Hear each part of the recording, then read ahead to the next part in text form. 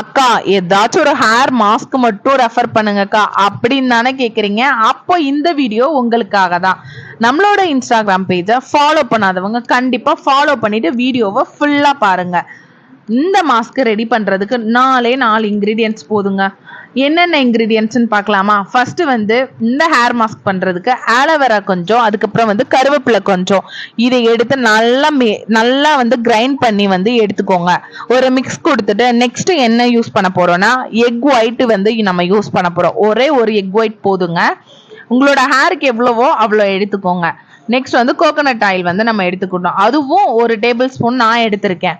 உங்களுக்கு எவ்வளவு தேவையோ அவ்வளவு எடுத்துக்கோங்க. இதை நல்லா இந்த 4 இன்கிரீடியன்ஸ் போட்டிருக்கோம்ல, இதை நல்லா ஃபுல்லாவே நல்லா மிக்ஸ் கொடுத்துட்டு ஹேர்ல நம்ம அப்ளை பண்ணிடணும். ஹேர்ல எப்படி அப்ளை பண்ணணும்னா கண்டிப்பா ஹேர் ட்ரையா இருக்கணும்.